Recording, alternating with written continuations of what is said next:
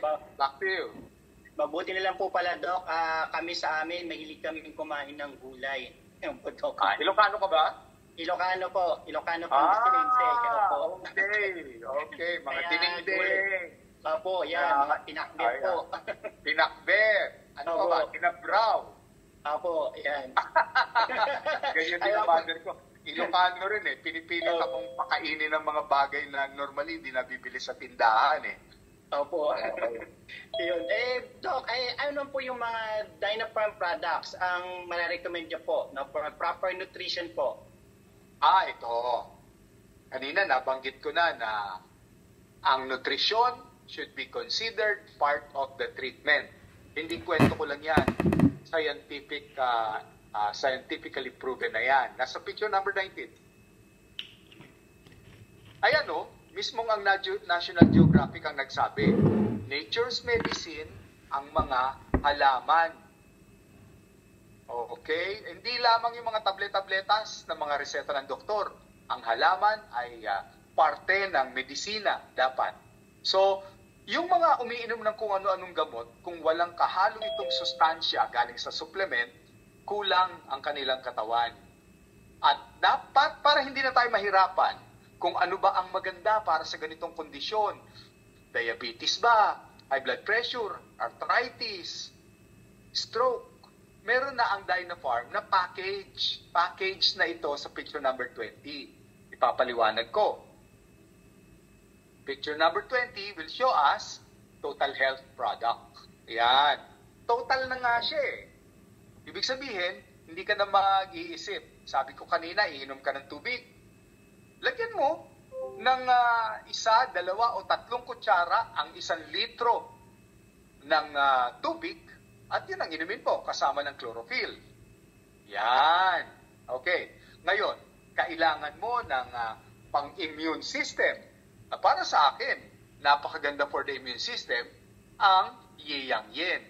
Dahil ito ay galing sa grapeseed extract na napakataas ng kanyang antioxidant. Ngayon, kailangan mo ng mga mineral, mga vitamina at mineral sa ating katawan dahil kulang yung ating mga prutas, yung ating mga gulay. Makukuha mo naman yan sa spirulina. Ang spirulina is one of the healthiest plant, one of the oldest plant. Kaya yung kanyang sustansya are preserved. Ngayon, kailangan din natin ng magandang daloy ng dugo para yung mga kinakain natin ay mag-circulate. Ang vasodilator o pampabuka ng ating ugat, para sa atin, yan, ginkgo biloba o yi-ginkgo. Okay, kuha natin. Ngayon, hindi tayo dapat masyadong nagkakakain ng napakabigat na almusal sa umaga.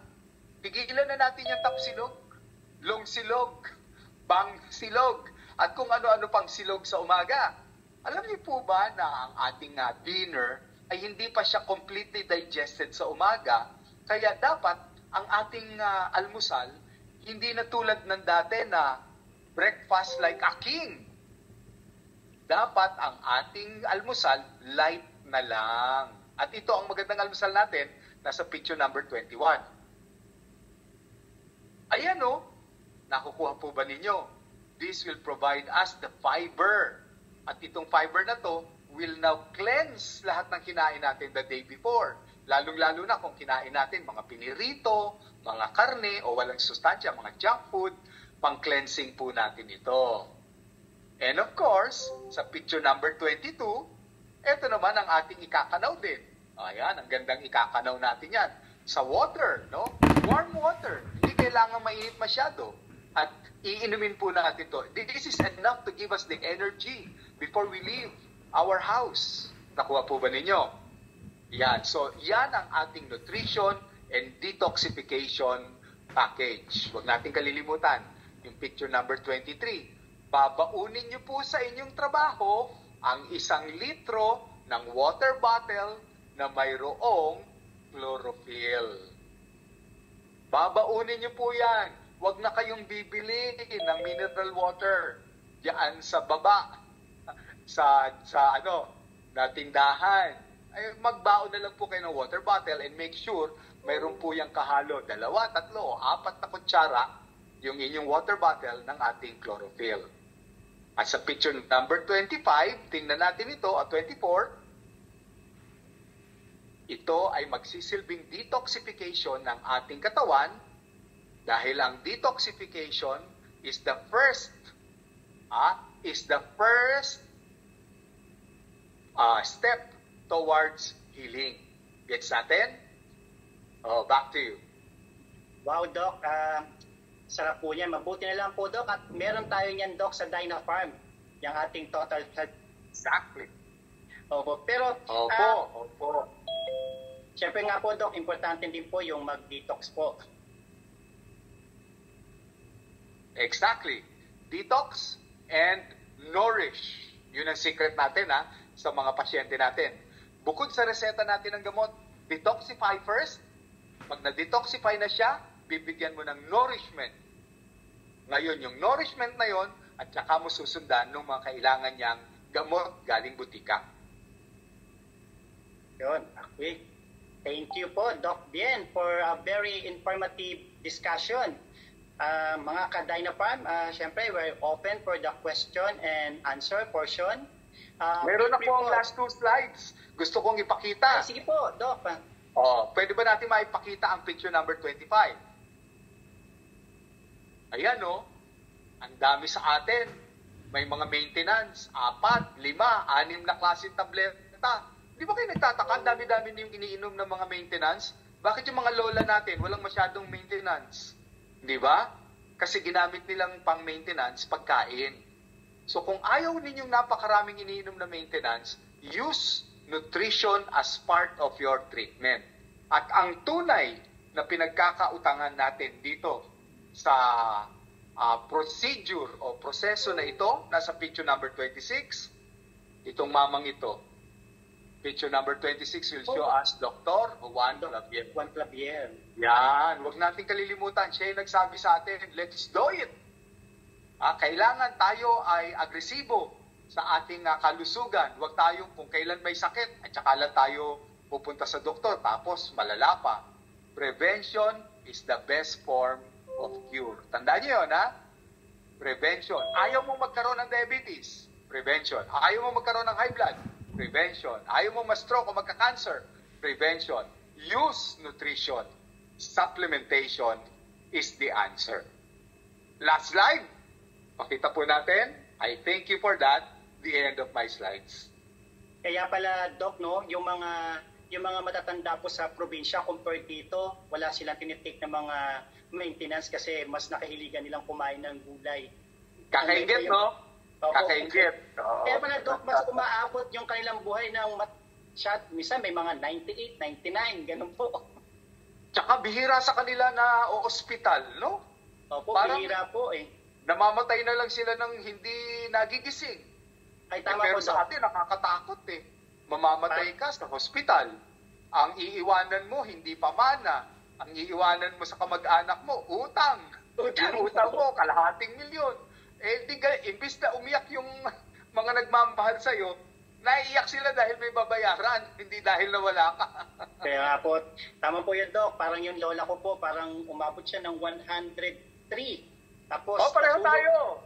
Natulog yung lang lolo ko rin, umabot ng 103. Natulog lang, Doc, pagka kinaumagahan, wala na, parang natulog lang siya. Nakakaingit, nakakaingit na hindi sila nagiinom ng gamot. Yun po. Thank you, Doc, for the very informative discussion. Siyempre, mga ka-Dynafarm, again, we're open for the question and answer portion.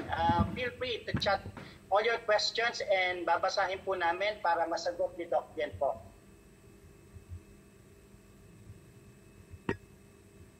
Tignan lang po natin yung mga nagtatanong, sa iyo ba dyan, partner Kim, may mga question ba ngayon? Ito, Doc, ito po, kay Ma'am Sinaida Alinda, sabi niya po, Doc, ano po ang pwedeng inumin if ganyan na ang kamay ko? Total health. Huwag na kayong lumayo pa.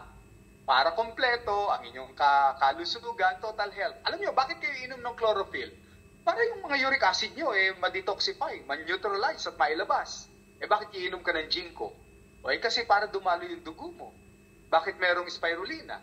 Para may sustansya, hindi ba? Yung buto mo. Bakit merong kang yiyangyin? Para hindi ka magkaroon ng karamdaman at may antioxidant ka. Nakakahon na po yun yung total health. Okay, sa'yo dyan, partner Kim. May mga question ba ang mga ka-FB live? Sa ngayon, sir, wala silang question pa, sir. Ayun, eto po, Doc. May nagtanong po. Sabi niya gano'n, Doc, ang rayuma po ba ay sakit lang ng mga matatanda? No. Marami kami nakikita. Juvenile rheumatoid arthritis. Mga bata pa. Dati, pang matatanda lang ito. Pero dahil ang mga anak natin ay binubuhay natin sa mga pagkain ng hotdog, mga combo number 1, combo number 2, alam niyo na. Tapos hindi sila makainom ng tubig, kailangan may mga soft drinks sila. Nakakakita na kami, when we say juvenile, teenager yun we see arthritis even the teenagers. Ganun po pala yun, Doc, no? Ito, Doc, isa pa pong tanong.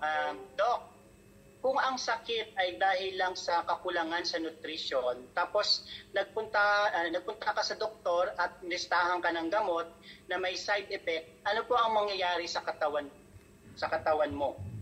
Well, lilinawin ko, hindi lahat ng karamdaman ay dahil sa kakulangan ng nutrisyon. May mga karamdaman na iba ang kadahilanan. Halimbawa, appendicitis. Hindi dahil sa kulang ka sa nutrisyon. Ibig sabihin, pumutok yung iyong appendix dahil nagkaroon ng mga dumi sa loob. So, ang kailangan mo ron, detoxification. Ngayon, nagpunta ka sa doktor at yung reseta niya sa iyo ay may side effect. Kailangan i-text mo yung doktor na yon. Sabihin mo, Dok, palitan mo tong gamot na to kasi may side effect sa akin. Kasi kapag may side effect, halimbawa na lang, may mga doktor na kapag nakitang mataas ang iyong kolesterol, ireresetahan ka ng statin. Maraming klaseng statin, rosuvastatin, simvastatin. So, nakakapagpababa ng kolesterol yun, pero ang side effect nun, pwedeng makasira ng atay. Kailangan sabihin mo yung doktor, Dok, napupuna ko tumataas ng SGPT, SGOT ko.